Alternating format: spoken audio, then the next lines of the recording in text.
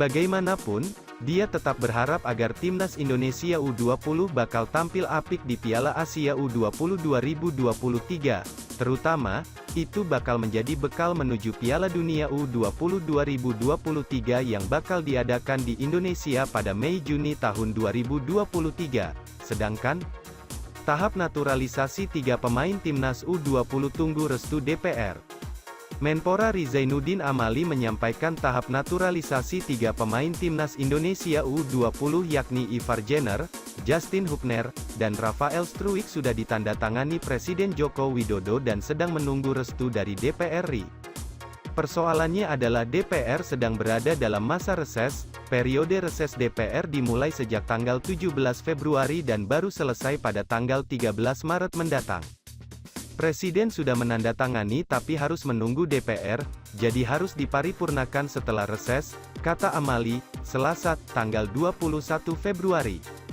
Proses naturalisasi yang belum selesai membuat 3 calon pemain naturalisasi itu dipastikan tidak bisa tampil di Piala Asia U20 2023. Pasalnya turnamen junior yang bergulir di Uzbekistan itu akan bergulir mulai tanggal 1 Maret mendatang. Jadi 3 pemain ini belum bisa main di Uzbekistan karena tidak didaftarkan. Proses administrasi masih harus di Komisi X dan Komisi 3, kemudian ke Presiden dan Kemenkumham lalu disumpah setia WNI, ujar Amali. Kendati demikian, Menpora yang saat ini juga menjabat sebagai Waketum PSSI itu optimistis Ivar, Justin, dan Rafael bisa bergabung dengan skuad Garuda Nusantara pada gelaran Piala Dunia U20 2023 pada Mei mendatang.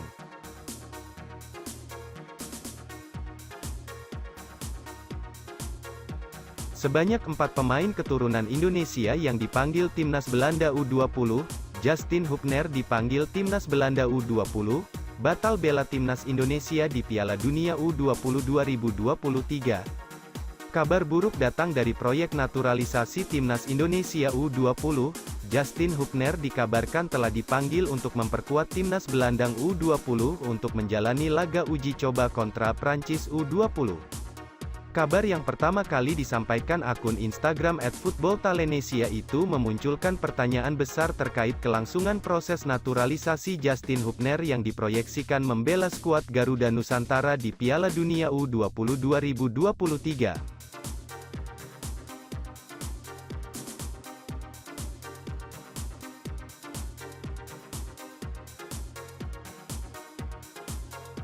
Akun Football Talenesia yang memang getol membagikan informasi seputar pemain keturunan Indonesia itu mengunggah daftar nama-nama pemain yang dipanggil Timnas Belanda U20 di Instagram pada Jumat, tanggal 3 Maret tahun 2023, malam WIB.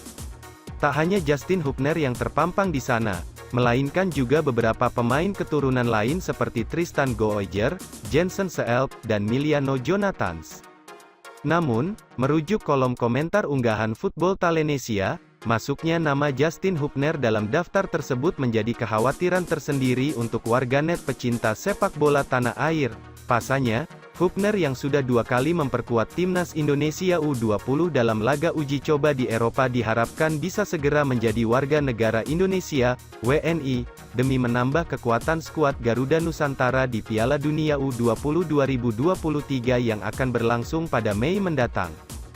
Selain Hubner, 2 nama lain yakni Ivar Jenner dan Rafael Struijk juga tengah menjalani proses naturalisasi oleh PSSI yang hingga kini belum memberitahu kelanjutan dari proyek tersebut. Dipanggilnya Hubner ke Timnas Belanda U20 bisa saja membuat proses naturalisasi sang pemain untuk menjadi WNI batal.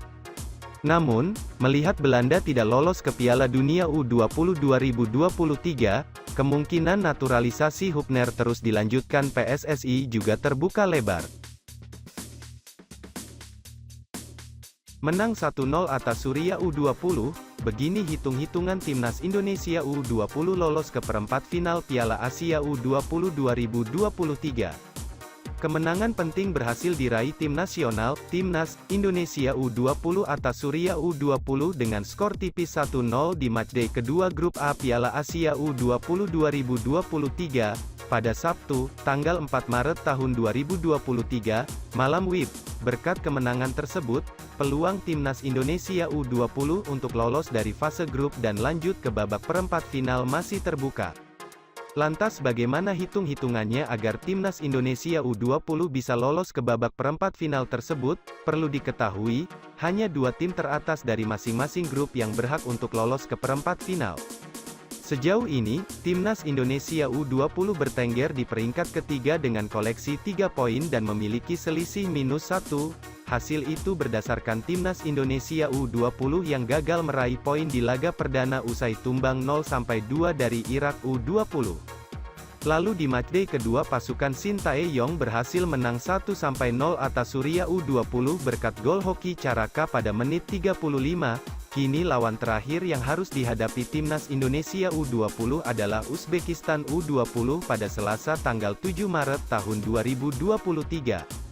Bila melihat klasemen sementara grup A tersebut, maka Timnas Indonesia U20 masih memiliki 2 cara. Cara pertama adalah Timnas Indonesia U20 harus menang saat melawan Uzbekistan U20 di laga pamungkas nanti. Andai menang, maka total poin Timnas Indonesia U20 akan menjadi 6. Masalahnya, Uzbekistan dan Irak juga bisa meraih 6 poin di akhir fase grup. Kondisi itu tercipta andai Uzbekistan menang atas Irak dan Irak U20 mampu menumbangkan Suriah di laga pamungkas nanti.